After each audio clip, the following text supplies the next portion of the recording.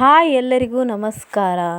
ನಾನಿವತ್ತು ಕಡಿಮೆ ಸಮಯದಲ್ಲಿ ಸಾಂಬಾರನ್ನು ಹೇಗೆ ಮಾಡೋದು ಅಂತ ನಿಮಗೆ ಹೇಳ್ಕೊಡ್ತಾ ಇದ್ದೀನಿ. ಇದು ತುಂಬ ಕಡಿಮೆ ಸಮಯದಲ್ಲಿ ಮಾಡುವಂಥ ಸಾಂಬಾರು.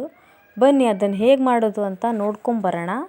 ಮೊದಲಿಗೆ ಒಂದು ಕುಕ್ಕರ್ ತೊಗೊಂಬಿಟ್ಟು ನಿಮ್ಗೆ ಯಾವ್ದು ಇಷ್ಟ ಆಗುತ್ತೋ ಇಷ್ಟವಾದಂಥ ತರಕಾರಿ ಹಾಕ್ಕೋಬೋದು ನೀವು. ನಾನಿಲ್ಲಿ ನವಲಕೋಸು ತೊಗೊಂಡಿದ್ದೀನಿ ಮತ್ತು ಒಂದು ಕಪ್ಪಾಗೋಷ್ಟು ತೊಗರಿಬೇಳೆ ತೊಗೊಂಡಿದ್ದೀನಿ. ಆಮೇಲೆ ಒಂದು 2-3 ಉದ್ದುದ್ದಕ್ಕೆ ಹೆಚ್ಕೊಂಡಿರೋ ಟೊಮೆಟೊ ತೊಗೊಂಡಿದ್ದೀನಿ. ಆಮೇಲೆ ನಾನಿಲ್ಲಿ ಕೊತ್ತಂಬರಿ ಸೊಪ್ಪು, ಕರಿಬೇವಿನ ಸೊಪ್ಪು, ಹೆಚ್ಚಿದ ಈರುಳ್ಳಿ ತೊಗೊಂಡಿದ್ದೀನಿ. ಆಮೇಲೆ ಅದಕ್ಕೊಂದು ಸ್ವಲ್ಪ ಅರ್ಧ ಸ್ಪೂನ್ ಆಗೋಷ್ಟು ಅರಿಶಿನ ಪುಡಿ ಹಾಕ್ಕೊಂಡಿದ್ದೀನಿ. 1-2 ಸ್ಪೂನಷ್ಟು ಅಚ್ಚ ಖಾರದ ಪುಡಿ ಹಾಕ್ಕೊಂಡಿದ್ದೀನಿ.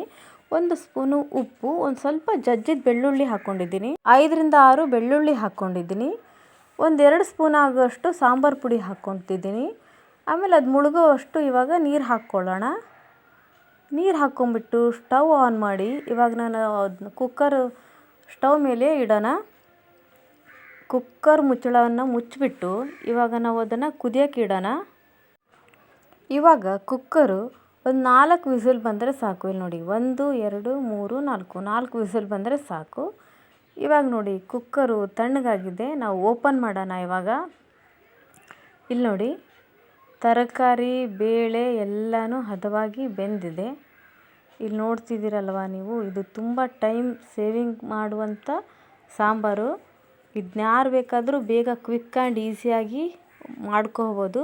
ತುಂಬ ರುಚಿಯಾಗಿರುತ್ತೆ, ತುಂಬ ಘಮಘಮವಾಗಿರುತ್ತೆ.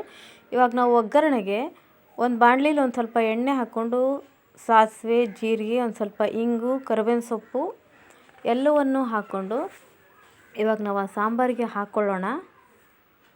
ಇಲ್ಲಿ ನೋಡಿ ಹಾಕ್ಕೊಂಡಿದ್ದೀನಿ ನಾನಿಲ್ಲಿ. ಈಗ ಒಂದು ಚೆನ್ನಾಗಿ ಮಿಕ್ಸ್ ಮಾಡಿ ಈ ಸಾಂಬಾರು ತುಂಬ ಟೇಸ್ಟಿಯಾಗಿರುತ್ತೆ, ಘಮಘಮವಾಗಿರುತ್ತೆ. ನೀವು ಒಂದು ಸಲ ಟ್ರೈ ಮಾಡಿ.